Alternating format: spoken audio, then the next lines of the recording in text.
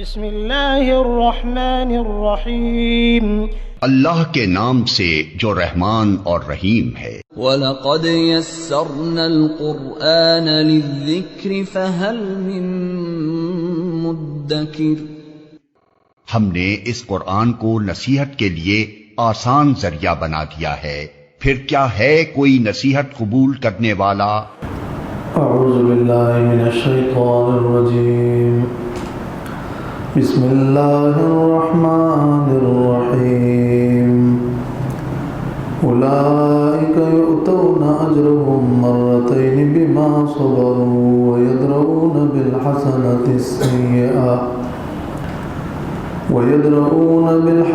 السیئة ومما رزقناهم ينفقون۔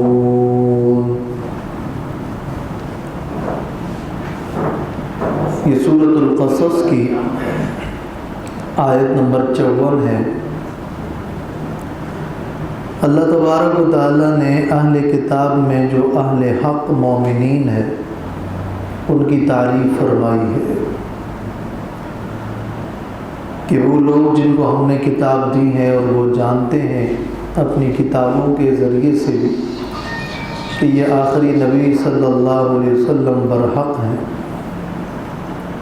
تو وہ اقرار کرتے ہیں اور جب قرآن مجید کو سنتے ہیں تو کہتے ہیں کہ یہ حق ہے ہمارے رب کی طرف سے، اور ہم قرآن مجید کے نزول سے پہلے ہی مخلص توحید والے تھے۔ تو ان کی جزا اور ان کے ثواب کا ذکر ہے۔ اولئک یؤتون اجرهم مرتین، یہ وہ لوگ ہیں کہ جن کو ان کا اجر دیا جائے گا مرتین، دوہرا اور دو بار۔ اہل کتاب کے مومنین کو دوہرا اجر ملے گا، بما صبروا، اس لیے کہ انہوں نے صبر کیا، اور صبر کیا کا یہ معنی ہے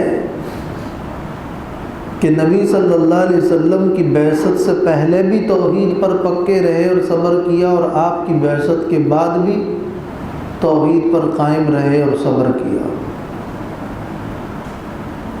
پہلی کتاب پر بھی ایمان لا کر نیکی حاصل کی، اور دوسری کتاب اور نبی صلی اللہ علیہ وسلم کی اتباع کے ذریعے سے بھی نیکی کمائی، اور یہ کام ایک مشکل کام ہے، مزاحمت والا کام ہے، اور اپنے مسلک اور اپنے مذہب کے لوگوں کے ساتھ اور نظریاتی طور پر مزاحمت کرنا کوئی آسان کام نہیں ہے۔ تو ایسوں کو دوہرا اجر ملے گا، اور یہ بات حدیث صحیح میں بھی موجود ہے کہ رسول اللہ صلی اللہ علیہ وسلم نے فرمایا 3 قسم کے لوگ ہیں جن کو دوہرا اجر دیا جاتا ہے۔ رجل من اہل الکتاب آمن بنبیہ ثم آمن بی، ایک وہ اہل کتاب کا آدمی کہ جو اپنے نبی پر بھی ایمان لائے اور میری بعثت کے بعد پھر مجھ پر بھی ایمان لایا۔ 2 وعبد مملوک ادى حق اللہ و حق موالیہ، وہ غلام جو اپنے آقا کا بھی حق ادا کرے اور اللہ کا بھی حق ادا کرے۔ اور وَرَجُلٌ كَانَتْ لَهُ أَمَةٌ، ایک وہ شخص کہ جس کی باندی ہو، فَأَدَّبَهَا، وہ اس کو ادب سکھائے، فَأَحْسَنَ تَأْدِيبَهَا، اچھا ادب سکھائے، پھر وہ اس کو آزاد کرے اور اس سے نکاح کر لے، تو ان کو دوہرا اجر ملے گا۔ یہاں یہ سوال ہے کہ اصول تو یہ ہے کہ جب کوئی شخص کوئی نیکی کرتا ہے تو اس نیکی کا اس کو اجر ملتا ہے، دونوں نیکیاں کرے گا تو 2 اجر ملیں گے۔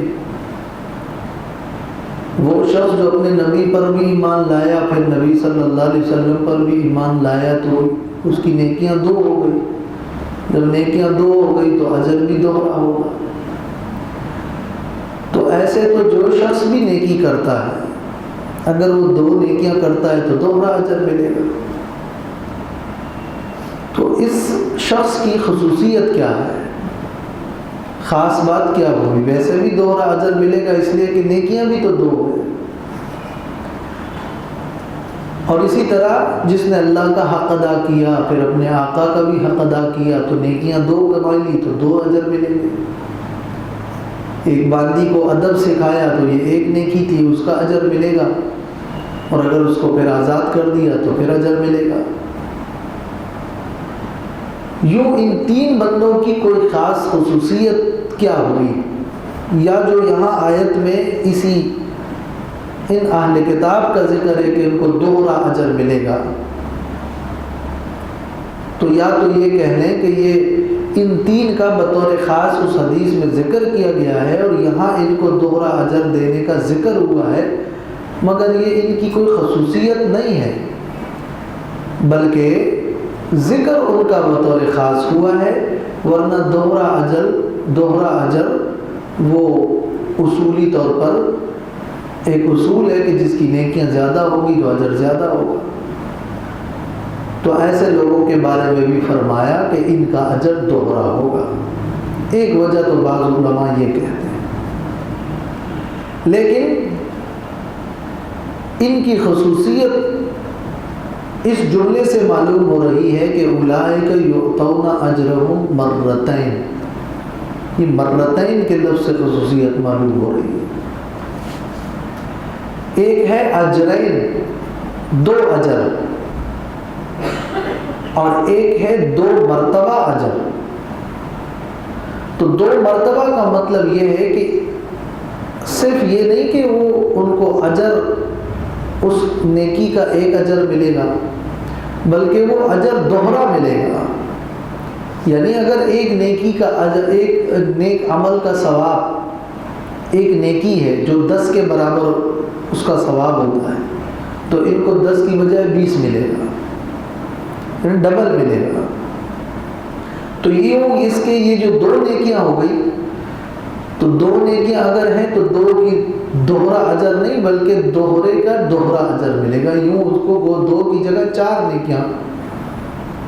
تو یہ اجر و مرتین میں یہ جو فرمایا جا رہا ہے، اور ان تین لوگوں کی جو خصوصیت حدیث میں بیان ہوئی ہے وہ صرف ڈبل اجر کا نہیں ہے کہ نیکیاں بھی دو ہیں تو اجر بھی دو ہے، تو خصوصیت تو نہ ہوئی۔ معنی یہ ہے کہ یعنی ان کو دوہرا اجر ملے گا کا یہ معنی ہے کہ ہر نیکی کا دوہرا اجر ملے گا، یا یوں کہہ لیں کہ جو نیکی ان کو ثواب کے طور پر ان کی نیکی کا جو اجر ملا ہے اس سے بڑھ کر اضافی بھی ان کو ملے گا۔ یہ بھی وہی بات ہوئی ہے، اضافی بھی ملے گا۔ تو وہ تین لوگ جو دوہری نیکی کر چکے ہیں ان کا اجر، وہ ان کی دو نیکیوں کا جو اجر ہے اس کے علاوہ بھی ان کو اجر ملے گا، یہ اس کا معنی ہے۔ اور یہ اجرہم مرتین سے معلوم بھی ہو رہا ہے۔ یہاں اس حدیث کی تشریح میں جس میں ان تین بندوں کا ذکر کیا گیا ہے، ایک شارح حدیث علامہ قاضی شمس الدین رحمہ اللہ نے التعلیق الفصیح میں اس حدیث کی ایک عمدہ توجیہ بیان کی ہے جو غور کرنے کی ہے۔ یہ جو تین قسم کے لوگ ہیں اور ان کو دوہرا اجر مل رہا ہے، تو انہوں نے نیکی ایک کی ہے، ان کا دوسرا عمل بذات خود نیکی نہیں ہے۔ اگر کوئی شخص نبی صلی اللہ علیہ وسلم کی بعثت کے بعد آپ پر ایمان نہیں لاتا، تو اپنے نبی پر اگر وہ ایمان لاتا ہے تو اس کو اجر نہیں ملتا ہے۔ وہ اپنے نبی پر ایمان لائے گا تو اس کا اجر نہیں ملے گا۔ لیکن جب وہ آخری نبی صلی اللہ علیہ وسلم پر بھی ایمان لایا تو اب اس کی وہ اپنے نبی پر ایمان والی نیکی کا بھی اس کو اجر ملے گا، تو دوہرا اجر ہوا۔ تو یہ ایک نیکی تو وہ ہے کہ وہ اس کا اجر ملتا ہے، وہ دوسری وہ ہے کہ اگر وہ اس کے بغیر ہو تو اس کا اجر نہیں ملتا ہے، لیکن وہ اس کے ساتھ مل کر اس کا اجر ملے گا۔ ایسے ہی ایک شخص اگر اپنے مولا کے حقوق ادا کرتا ہے لیکن وہ اللہ کا حق ادا نہیں کرتا، وہ موحد ہی نہیں ہے، تو اس کو اپنے مولا کی خدمت پہ کوئی اجر نہیں ملے گا۔ لیکن وہ اللہ کا حق بھی ادا کر رہا ہے اور پھر مولا کا بھی ادا کر رہا ہے، تو اس کی وجہ سے اس کو دوہرا اجر ملے گا۔ تو ایک تو اس کی وہ نیکی تھی اور دوسری پہ اجر نہیں تھا بذات خود، لیکن اس کی اس نیکی کی وجہ سے اس کا بھی اجر ملے گا۔ ایک شخص باندی کو آزاد کرتا ہے، اس سے نکاح کرتا ہے، یہ تو اس کا اپنا فائدہ ہے، یہ کوئی بذات خود نیکی نہیں تھی، لیکن اگر وہ اس کو تادیب ادب بھی سکھاتا ہے اور یہ ایک نیکی ہے، تو یہ اتنی بڑی نیکی ہے کہ وہ پھر وہ جو آزاد کرتا ہے اور نکاح کرتا ہے اس کا بھی اس کو اجر ملے گا۔ تو ایک توجیہ یہ ہے اس حدیث کی تشریح میں کہ اصل میں ان کی خصوصیت یہ ہے کہ یہ ایسی نیکی ہے کہ جس نیکی نے دوسرے اس عمل کو جو بذات خود نیکی نہیں تھی اس کو بھی موجب امر موجب اجر بنایا۔ اولئک یؤتون اجرهم مرتین، یہ وہ لوگ ہیں کہ ان کو ان کا اجر ملے گا دوہرا، دو بار، بما صبروا، ان کے صبر کی وجہ سے، اس لیے کہ انہوں نے صبر کیا، بسبب اس کے کہ انہوں نے صبر کیا۔ وَيَدْرَؤُونَ بِالْحَسَنَةِ السَّيِّئَةَ، اور دفع کرتے ہیں، دور کرتے ہیں، درا کا معنی ہے ہٹانا، دور کرنا، وہ دور کرتے ہیں بالحسنۃ السیئہ، نیکی کے ذریعے سے بدی کو۔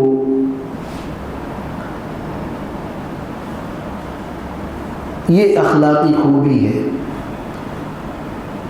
کہ وہ مقابلہ بدی کا بدی سے نہیں کرتے، وہ مقابلہ بدی کا بدی سے نہیں کرتے، بلکہ مقابلہ بدی کا نیکی سے کرتے ہیں، بلکہ معاف کرتے ہیں، بلکہ درگزر کرتے ہیں۔ اس عفو اور درگزر کی نیکی کے ذریعے سے وہ بدی کو دور کرتے ہیں اور بدی کو مٹاتے ہیں۔ اب یہ جو جملہ ہے نیکی کے ذریعے سے بدی کو دفع کرنا اور مٹانا، اس کے اندر اپنی ایک بڑی معنویت ہے۔ وہ توحید کے نیکی کے ذریعے سے شرک کو ختم کرتے ہیں، اس لیے کہ سب سے بڑی نیکی توحید ہے اور سب سے بڑا گناہ تو شرک ہے۔ تو لا الہ الا اللہ کے ذریعے سے وہ شرک کو دفع کرتے ہیں۔ انہوں نے گواہی دی، اللہ کی توحید کی اور شرک کو ترک کر دیا اور شرک کو دفع کر دیا، تو یہ وَيَدْرَؤُونَ بِالْحَسَنَةِ السَّيِّئَةِ۔ وہ لوگ جو ان کو تکلیفیں دیتے ہیں، ایذائیں پہنچاتے ہیں، یہ ان کی برائی ہے، اس ایذا اور برائی کو وہ اپنے حلم اور اپنی بردباری کے ذریعے سے دور کرتے ہیں کہ لوگوں نے ایذا دی مگر انہوں نے صبر اور بردباری سے کام لیا۔ یہ وہ لوگ ہیں کہ جس نے منکر کو معروف کے ذریعے سے دور کر دیا۔ وَيَدْرَؤُونَ بِالْمَعْرُوفِ الْمُنْكَرِ، جہالت کی برائیوں کو وہ علم کی روشنی کے ذریعے سے دفع اور دور کرتے ہیں۔ وَيَدْرَؤُونَ بِالْعِلْمِ الْجَهْلَ، تو خیر ہی کے ذریعے سے وہ شر کو دفع کرتے ہیں، شر کے لیے شر نہیں کرتے۔ شر کو دفع کرنے کا طریقہ کیا ہے؟ خیر، حسنہ، یہ ایک اصول ہے کہ دوسرا گناہ کرتا ہے، دوسرا برائی کرتا ہے، دوسرا شر کرتا ہے، تو میں بھی کروں، تو میں بھی گناہ کروں۔ اس لیے نیکی کرنا، نیکی کو پھیلانا، نیکی کا عمل کرنا، خیر کرنا، اس کے لیے جو ذرائع ہے، جو اسباب ہے، جو وسائل ہیں، جو طریقے ہیں، وہ بھی خیر کے ڈھونڈنے چاہیے، شر کے ذریعے سے شر دفع نہیں ہوتا، یہ طریقہ نہیں ہے۔ وَيَدْرَؤُونَ بِالْحَسَنَةِ السَّيِّئَةَ ایک بہت اہم فارمولہ ہے، اس لیے کہ لوگ خیر چاہتے ہیں تو پھر خیر کے لیے یہ نہیں دیکھتے کہ جو راستہ جو طریقہ میں اختیار کر رہا ہوں وہ بھی خیر ہے کہ نہیں، اور اس کو نظر انداز کر جاتے ہیں۔ تو یہ بہت عمومی جملہ ہے، قرآن مجید میں جا بجا اس کا ذکر ہے، بہت اہم ہے۔ وَمِمَّا رَزَقْنَاهُمْ يُنْفِقُونَ اور اس مال میں سے جو ہم نے ان کو دیا ہے خرچ کرتے ہیں۔ یعنی ایک ہے حب جاہ اور دوسرا ہے حب مال، ان میں حب جاہ نہیں ہے، معاف کر دیتے ہیں۔ وَيَدْرَؤُونَ بِالْحَسَنَةِ السَّيِّئَةَ حب مال بھی نہیں ہے، خرچ کر دیتے ہیں۔ وَمِمَّا رَزَقْنَاهُمْ يُنْفِقُونَ وَإِذَا سَمِعُوا اللَّغْوَ أَعْرَضُوا عَنْهُ وَقَالُوا لَنَا أَعْمَالُنَا وَلَكُمْ أَعْمَالُكُمْ سَلَامٌ عَلَيْكُمْ لَا نَبْتَغِي الْجَاهِلِينَ۔ اور جب سنتے ہیں لغو کو، امام مجاہد فرماتے ہیں لغو کا کیا معنی ہے، یعنی جب وہ اذیت کی باتیں اور گالیاں برا بھلا سنتے ہیں، اعرضوا عنہ تو اس سے اعراض کر جاتے ہیں۔ وَإِذَا مَرُّوا بِاللَّغْوِ مَرُّوا كِرَامًا، جیسے سورۃ الفرقان آیت نمبر 72 میں گزر چکا ہے۔ وَقَالُوا لَنَا أَعْمَالُنَا وَلَكُمْ أَعْمَالُكُمْ، اور ان سے کہتے ہیں کہ ہمارے لیے ہمارے اعمال ہیں اور تمہارے لیے تمہارے اعمال۔ یہ کہنا ان کا گویا کہ ان کو چھوڑنا اور ترک کرنا ہے۔ جب کفار نے، ابو جہل اور ان کے ساتھیوں نے اہل کتاب کو ایمان لانے سے روکا تو انہوں نے کہا جاؤ اپنا کام کرو، ہم تو تم سے نہیں الجھے ہیں، تمہارا دین ہے، تم نہیں مانتے ہو نہ مانو، ہم تو پہلے سے مسلمان ہیں، ہم توحید مانتے ہیں۔ تو یہ قالو کہنا ان کا متارکتاً ہے، ان کو ترک کرنے کے لیے، چھوڑ دینا ہے۔ سلام علیکم،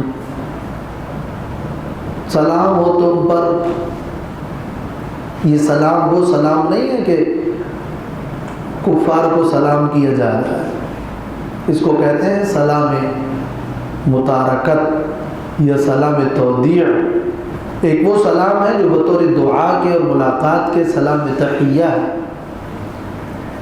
لیکن ایک سلام ہے جس کو سلام متارکت کہتے ہیں یا الوداعی سلام کہتے ہیں۔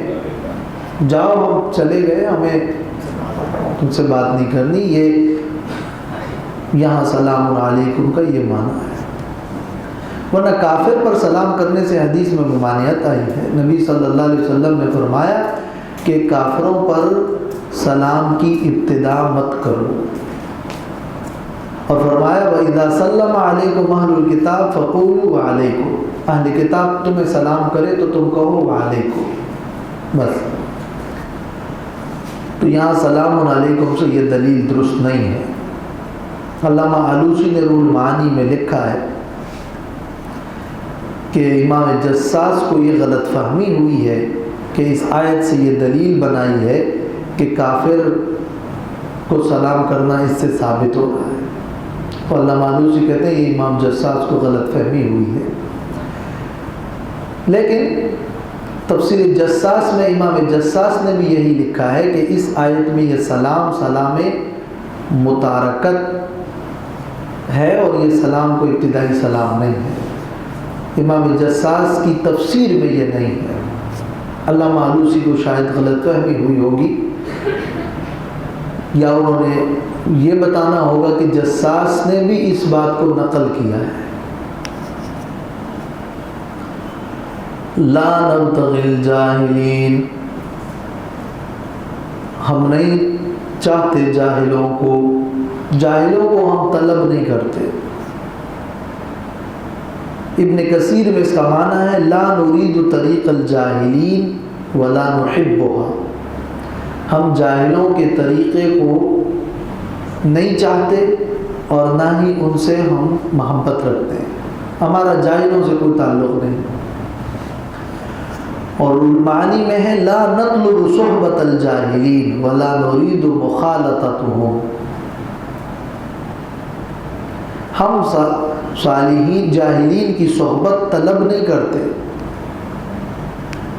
اور ہم لا نرید مخالطتهم، ان کی مخالطت کا ہم ارادہ نہیں رکھتے۔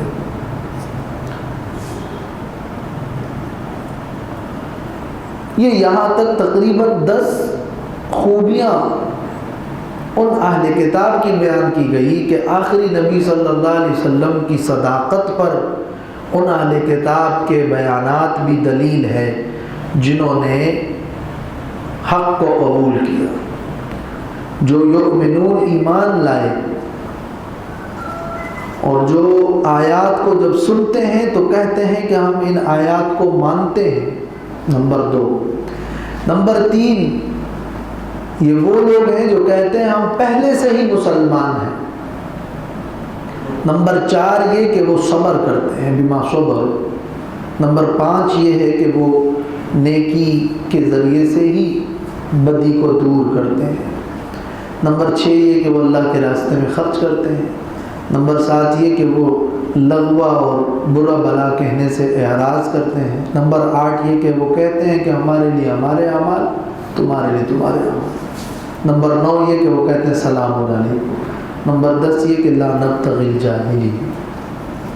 یہ 10 خوبیاں بیان کی گئی ہے، اور یہاں اس کے ذکر کرنے کا جو مقصد ہے وہ کیا ہے؟ رسول اللہ صلی اللہ علیہ وسلم کی صداقت کو بیان کرنا۔ جیسے کہ موسیٰ علیہ السلام کے پورے واقعے کے بعد یہ اس سورت کا جو دوسرا حصہ تھا اس میں آپ کی صداقت کی یہ دلیل ذکر کی جا چکی ہے کہ آپ کی صداقت کی دلیل یہ ہے کہ آپ اس واقعے موسیٰ کو بغیر مشاہدے کے اور کسی سے پڑھے بغیر بیان کر رہے ہیں، اور فرمایا کہ آپ کی بعثت اور آپ کی رسالت کا جو مقصد ہے وہ یہ ہے تاکہ لوگوں کے لیے بہانہ نہ بنے۔ اور نمبر 3 اب یہی فرمایا کہ اہل کتاب کے حق والے لوگ بھی اس کو مانتے ہیں۔ اب نمبر 4 ذکر ہو رہا ہے۔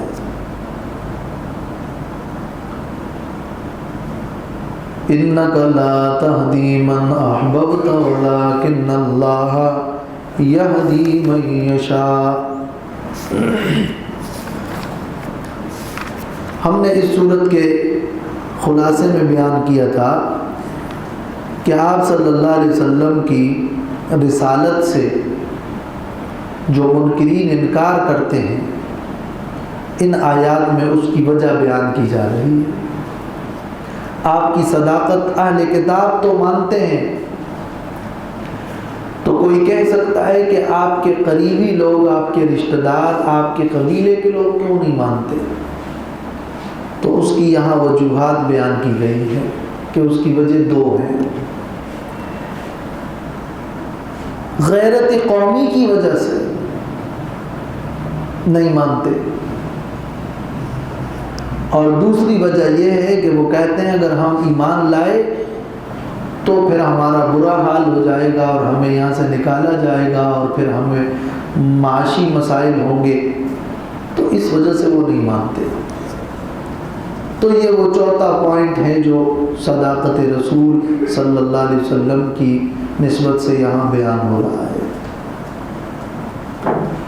اِنَّكَ لَا تَهْدِي مَنْ أَحْبَبْتَ، بے شک نبی آپ ہدایت نہیں دے سکتے ان کو جن کو آپ پسند کرتے ہیں۔ من احببتا، من احببتا کا کیا معنی ہے؟ یعنی من احببت ہدایتہ، جن کی ہدایت آپ کو پسند ہے کہ ان کی ہدایت ملے، آپ ان کو ہدایت نہیں دے سکتے۔ یا من احببتا یعنی من احببتہ لقرابتہ، طبعا طبعی طور پر آپ کو جن کی ساتھ رشتہ داری ہے اور رشتہ ناطے کی جو محبت طبعی ہے وہ آپ کی جن سے ہے، ان کو بھی آپ ہدایت نہیں دے سکتے، اس لیے کہ کسی کے دل میں ہدایت ڈالنا اور کسی شخص کو مسلمان بنانا یہ آپ کے اختیار میں نہیں ہے، یہ آپ کی قدرت میں نہیں ہے۔ ہدایت کے لفظ کے دو مطلب ہیں۔ ہدایت اور رہنمائی کا ایک مطلب ہوتا ہے اراءۃ الطریق، راستہ دکھانا،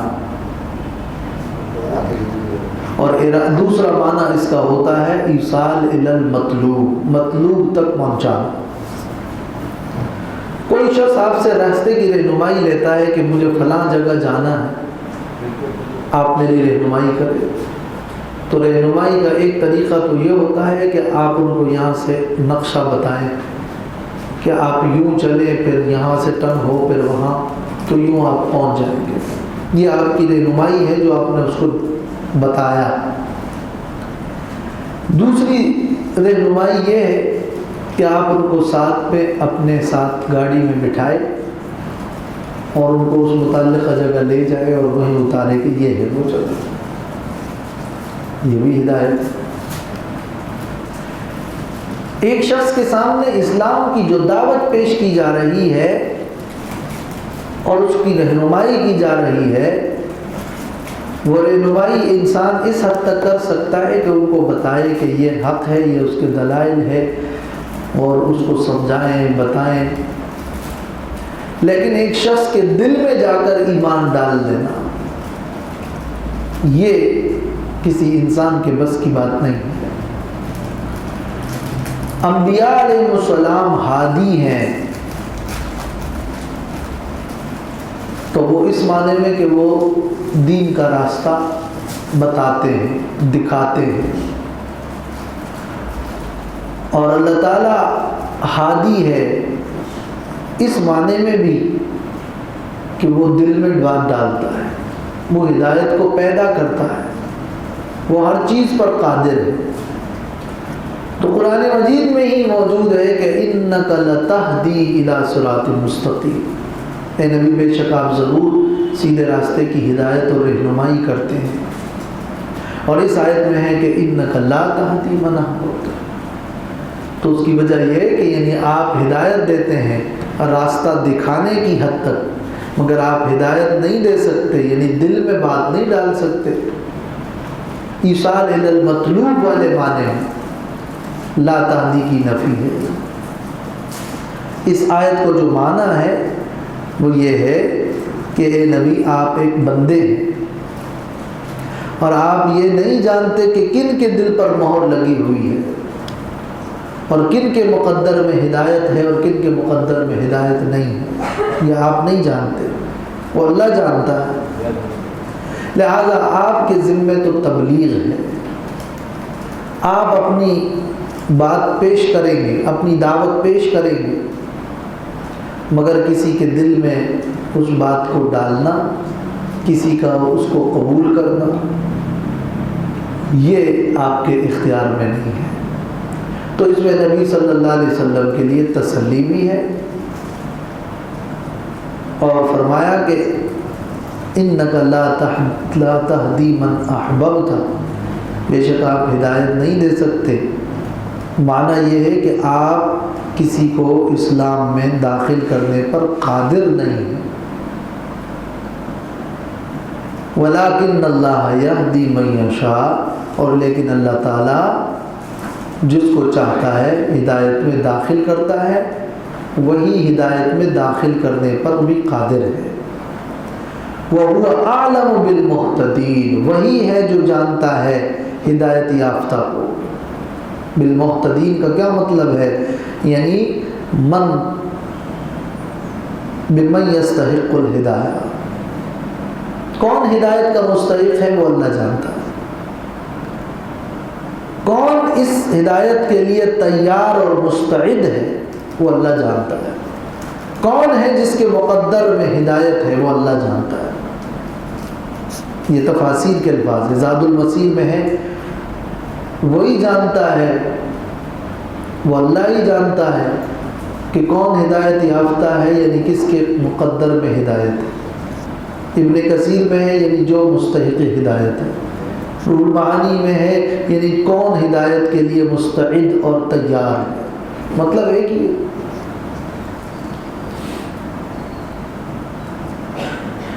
اے لیس الیک ذالک انما علیک البلاغ،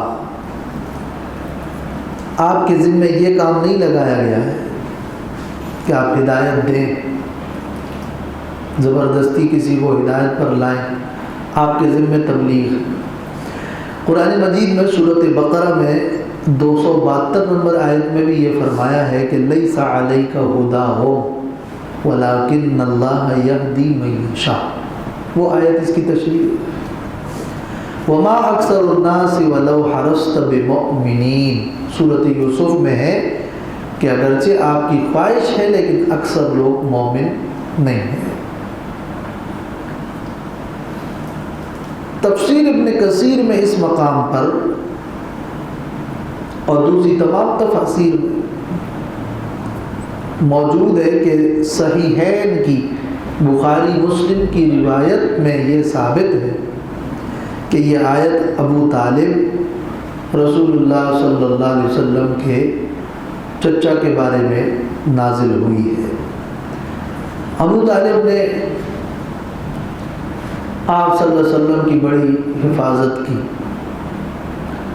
بہت مدد کی، اسلام کے لیے آپ کی نبی صلی اللہ علیہ وسلم کی دعوت میں اور آپ کی ذات مبارکہ کے لیے ابو طالب کی بے نظیر خدمات ہیں۔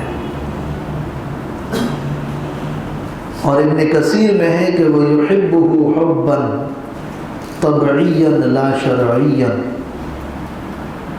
نبی صلی اللہ علیہ وسلم کو ابو طالب سے طبعی طور پر محبت تھی، ظاہر ہے رشتے کی بنیاد پر بھی اور ان کے خیال رکھنے کی وجہ سے، اگرچہ شرعی محبت نہیں تھی۔ ابو طالب کے جب وفات کا وقت قریب ہوا تو نبی صلی اللہ علیہ وسلم نے انہیں ایمان کی دعوت دی، ایمان کی طرف بلایا، اسلام میں داخل ہونے کی دعوت دی، فرمایا قل لا الہ الا اللہ اشہد لک بہا یوم القیامہ، آپ لا الہ الا اللہ کہہ دیں، میں قیامت میں تیرے لیے گواہی دوں گا، سفارش کروں گا۔ لیکن تقدیر ان پر سبقت لے گئی اور ابو طالب نے کہا کہ اگر قریش مجھے یہ عار نہ دلاتے کہ موت کے ڈر کی وجہ سے یہ کیا یا اپنے بھتیجے کی بات مان لی تو میں آپ کی آنکھوں کو ٹھنڈا کر لیتا ایمان لا کر، اور وہ یوں ایمان نہیں لایا۔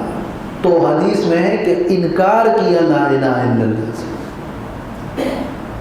اور ملت عبد المطلب پر وفات ہوئی۔ بعض لوگ کہتے ہیں ملت عبد المطلب پر وفات ہوئی تو معنی یہ ہوا کہ عبد المطلب کی ملت جو ہے وہ اس وقت فترت کا زمانہ تھا، وہ دین ابراہیمی پر تھے، نبی صلی اللہ علیہ وسلم کی بعثت نہیں ہوئی تھی، تو ملت عبد المطلب پر یہ معنی ہوا کہ وہ صحیح ملت پر گئے۔ لیکن اس حدیث میں یہ الفاظ ہے کہ انہوں نے لا الہ الا اللہ کا انکار کیا، اور پھر ابو طالب کا انکار آپ صلی اللہ علیہ وسلم کی رسالت و بعثت کے بعد تھا، اس لیے وہ توجیہ مشکل ہے۔ تو صحیحین اور صحیح احادیث میں یہ بات ثابت ہے کہ ابو طالب ایمان نہیں لائے۔ اور اس آیت کے بارے میں زجاج کا قول مفسرین نے نقل کیا ہے کہ اجمع المسلمون علی انہا نزلت فی ابی طالب، مسلمانوں کا اجماع ہے کہ یہ آیت ابو طالب کے بارے میں نازل ہوئی ہے۔ امام قرطبی فرماتے ہیں والصواب ان یقال اجمع جل المفسرین علی انہا نزلت فی شان ابی طالب، زیادہ صحیح بات یوں ہے کہ بڑے مفسرین کا اس پر اتفاق ہے، یوں نہیں کہنا چاہیے کہ تمام مسلمانوں کا اجماع ہے، یوں کہنا چاہیے کہ اکابر مفسرین کا اتفاق ہے کہ یہ آیت ابو طالب کے بارے میں نازل ہے۔ خاص ان کی وجہ سے اسی وقت اس آیت کا نزول ہوا ہو یہ ضروری نہیں ہے، مگر آیت کا ایک مصداق اکابر اور اکثر مفسرین نے ان کو قرار دیا ہے۔ ایک روایت ہے سیرت میں، حضرت عباس سے مروی ہے کہ آخری وقت میں ابو طالب کے ہونٹ ہل رہے تھے۔ حضرت عباس نے کان لگا کر سنا۔ نبی کریم صلی اللہ علیہ وسلم نے پوچھا کہ وہ کیا کہہ رہے تھے، تو انہوں نے جواباً عرض کیا کہ وہی کہہ رہے تھے جس کا آپ نے ان سے مطالبہ کیا تھا۔ اس لیے بعض علماء نے اس روایت کو بنیاد بنا کر، وہ روایت ثابت نہیں ہے، منقطع ہے، لیکن اس کو بنیاد بنا کر کہا ہے کہ ابو طالب ایمان لائے۔ ابو طالب کے ایمان کے حوالے سے چند باتیں یاد رکھنی چاہیے۔ ایک بات تو یہ کہ صحیح احادیث میں بغیر کسی تعویل اور تکلف کے یہ بات تو ثابت ہے کہ ابو طالب ایمان نہیں لائے، بغیر تعویل اور تکلف کے، اس لیے کہ وہ روایت بھی موجود ہے اور بخاری میں ہے کہ ان کو سب سے کم عذاب ہوگا جہنم میں، اور وہ یہ کہ وہ ٹخنوں تک جہنم میں ہوں گے۔ تو صحیح احادیث میں تو جب اس کا ذکر آ گیا ہے تو اب یہ ہمارے اختیار میں نہیں ہے، ہم یہ کہہ سکتے ہیں کہ اس میں اللہ تعالیٰ کی کوئی حکمت ہوگی، جیسے کہ امام ابن کثیر نے فرمایا ہے کہ فَاسْتَمَرَّ عَلَى مَا كَانَ عَلَيْهِ مِنَ الْكُفْرِ وَلِلَّهِ الْحِكْمَةُ التَّامَّةُ، ابو طالب کفر پر قائم رہے اور حکمت تامہ اللہ کے لیے ہے۔ یہ تو جو بات ثابت ہے وہ اتنی ہے، لیکن اس کے ساتھ ساتھ دوسری بات یہ یاد رکھنے کی ہے کہ ابو طالب کے اسلام کے لیے اور نبی صلی اللہ علیہ وسلم کے ساتھ معیت میں حفاظت کے لیے بے نظیر خدمات کی وجہ سے ان کو ابو جہل اور ان کے جیسے کافروں کے زمرے میں نہیں ڈالا جائے گا۔ ابو جہل پر انہیں فضیلت حاصل ہے، یہ عام کفار اور ابو جہل اور اس طرح کے کفار کی طرح ان کو نہیں رکھا جائے گا۔ دوم یہ کہ جب آخرت میں ان کو ان کے خدمت کا یہ صلہ دیا جا رہا ہے کہ ان سے عذاب کم ہو رہا ہے،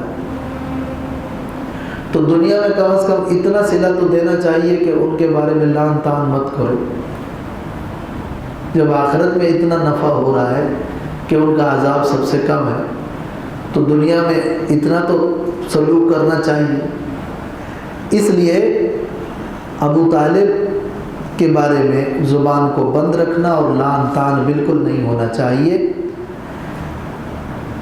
اور حدیث میں ہے بھی کہ مردوں کو برا بلا کہہ کر زندوں کو ایذا نہ پہنچاؤ۔ تو یہ ابو طالب کی خدمات کا کوئی معاوضہ نہیں ہے کہ سارا زور ان کے کفر پر ہی ثابت کرنے کے لیے لگایا جائے اور انہیں مطعون کیا جائے۔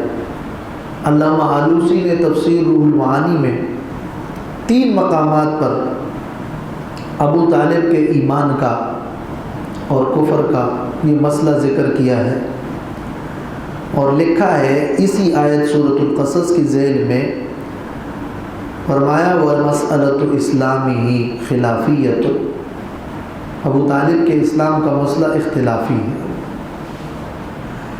ایک مقام پر لکھا ہے کہ اہل سنت والجماعت کا عام عمومی جمہور امت کا مذہب تو یہ ہے کہ ان کا کفر پر ہی انتقال ہوا، لیکن پھر لکھا ہے آخر میں کہ اگر کفر پر بھی ان کا انتقال ہوا ہو، لا ينبغي سبه والتکلم فیہ بفضول الکلام، ان کو برا بلا کہنا اور فضول باتوں کرنے کی کوئی ضرورت نہیں ہے۔ اس سے قریب ہے، بعید نہیں ہے کہ نبی صلی اللہ علیہ وسلم کو ایذا پہنچے۔ اس آیت میں ہے نا کہ من احببت، جن سے آپ کی طبعی محبت ہے۔ لہذا ایمان ابو طالب کے بارے میں دو ٹوک اور مختصر بات یہی ہوگی کہ وہ ایمان تو نہیں لائے، دلائل سے تو یہی ثابت ہے۔ ان کے ایمان ثابت کرنے کے لیے جن لوگوں نے تکلف کیا ہے، تعویلات کی ہے، اس کی ضرورت نہیں ہے۔ اور اس میں کیا حکمت تھی کہ باوجود خدمات کے ایمان نہیں لائے، وہ حکمت اللہ جانتا ہے۔ ممکن ہے وجہ یہ ہو کہ چونکہ ان کی خدمت کی بنیاد ایمان اور اسلام اور قرآن اور دین نہیں تھا، بلکہ وہ نبی صلی اللہ علیہ وسلم کے ساتھ ذاتی اور طبعی تعلق کی بنیاد پر تھا، اور ایمان اس کا تعلق وہ اسلام اور دین اور اللہ سے محبت کی بنیاد پر ہے، اس کا مدار وہی ہے۔ اس لیے ابو طالب ایمان نہ لا سکے، لیکن ان کے بارے میں لان تان نہیں کرنا چاہیے اور فضول کلام سے اجتناب کرنا چاہیے، تاکہ کسی کو علویین میں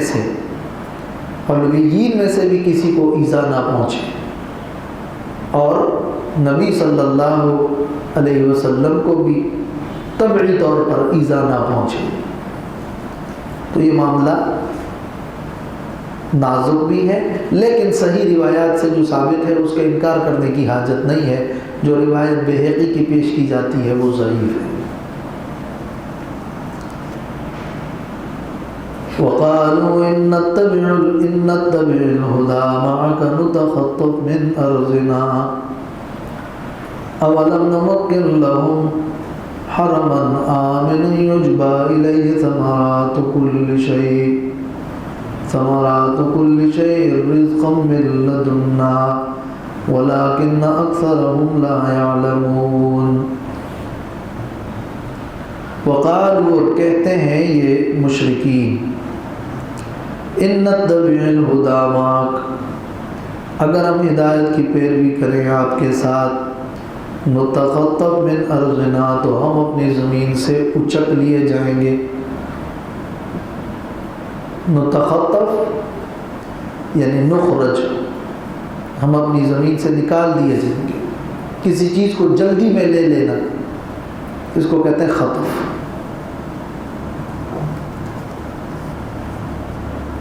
تو ہدایت کی پیروی نہ کرنے کی جو وجہ مشرکین مکہ نے بیان کی تھی، اور آج تک لوگوں کے ذہن میں یہی ہوتا ہے، ہدایت کی پیروی کریں گے، اسلام کو مانیں گے تو ہماری معیشت برباد ہو جائے گی، ہمیں نقصان پہنچے گا، یہ فلاں ہوگا وہ ہوگا۔ اپنے مفادات کی خاطر نہیں مانتے، ورنہ جانتے ہیں کہ اسلام اور اس کی تعلیمات برحق ہیں۔ تو اللہ تعالیٰ نے فرمایا، اولم نمکن لہم حرما آمنا یجبی الیہ ثمرات کل شیء، کیا ہم نے ان کے لیے حرم کو امن والی جگہ نہیں بنایا؟ اولم نمکن لہو، کیا ہم نے نئی جگہ بنایا حرم کو آمنا، امن والی، یجبی الیہ ثمرات کل شیء، کہ کھچے چلے آتے ہیں اس کی طرف ہر قسم کے میوے، رزقاً، کھانے کے لیے، من لدنا، ہماری طرف سے، ولیکن اکثرهم لا یعلمون، اور لیکن اکثر لوگ نہیں جانتے۔ معنی یہ ہے کہ یہ عذر جو لوگ پیش کرتے ہیں، یہ عذر ان کا جھوٹ اور باطل ہے، اس لیے کہ اللہ تعالیٰ نے تو ان لوگوں کو بلد امین میں بنایا ہے، اور عظیم الشان حرم میں ان کو امن والا بنایا ہے، اور یہ امن ان کو اس وقت سے ملا ہے جب سے اللہ نے اس حرم کو بنایا ہے۔ تو جب اللہ نے ان کے حالت کفر و شرک میں اس کو امن والا بنایا ہے تو ان کے حالت ایمان میں یہ حرم ان کے لیے بدامنی کا باعث کیسے بنے گا؟ جب وہ اسلام لائیں گے اور اسلام کے تابع بنیں گے تو اور ان کی عزت افزائی ہوگی۔ اس کعبۃ اللہ کی تو بنیاد ہی توحید پر رکھی گئی ہے۔ ان کے جد امجد کی عزت شرک اور کفر کی وجہ سے نہیں ہوئی، توحید کی وجہ سے ہوئی تھی۔ تو اللہ نے جب ان پر توحید کی برکات سے یہ احسان کیا تو کیا اب وہ شرک کر کے کفر کر کے سمجھتے ہیں کہ ہمیں یہ جو کچھ مل رہا ہے یہ ہمیں کفر اور شرک سے مل رہا ہے؟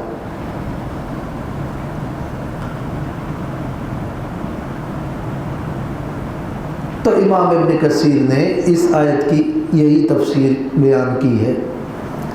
پھر یہ کہ اب جب وہ اللہ کے دشمن ہیں تو ان کو اللہ نے کھلایا ہے۔ جب یہ اللہ کے پر ایمان لائیں گے، موحد بنیں گے تو کیا اللہ نہیں دے گا؟ دوست آرا کجا کنی محروم تو کے بعد دشمنہ نظر داری۔ شیخ سعدی کہتے ہیں کہ دوستوں کو اللہ تو کیسے محروم رکھے گا جبکہ دشمنوں پر بھی تیری نظر ہے۔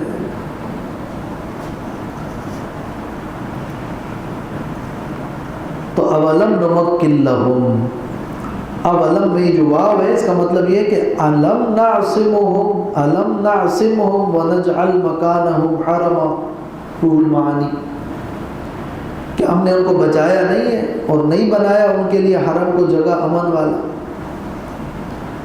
یجبا الیہ، یجبا کا مطلب کیا ہے؟ یعنی لوگ اٹھا کر لاتے ہیں اس کی طرف اور جمع کیے جاتے ہیں اس کی طرف۔ ثمرات کل شیء، یہ ثمرات یجبا کا فاعل ہے، وہ نائب فاعل،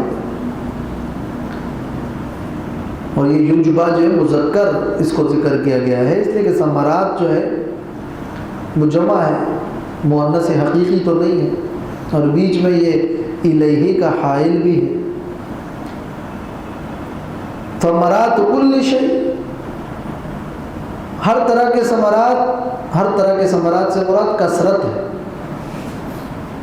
یعنی بہت ساری۔ وَأُوتِينَا مِن كُلِّ شَيْءٍ، ملکہ بلقیس نے کہا تھا ہمیں ہر چیز دی گئی، یعنی بہت کچھ دیا گیا ہے۔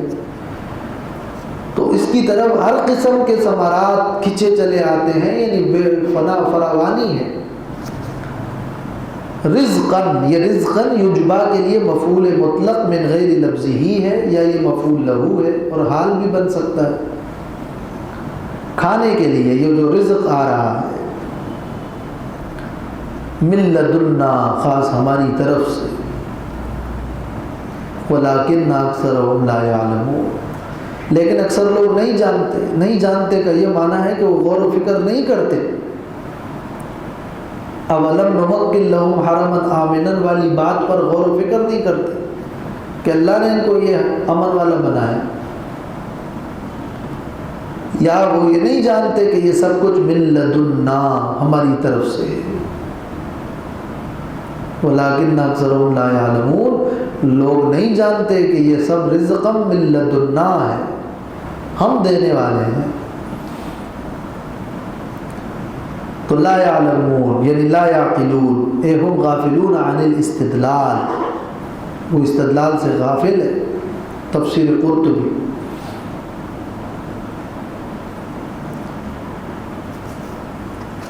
واخر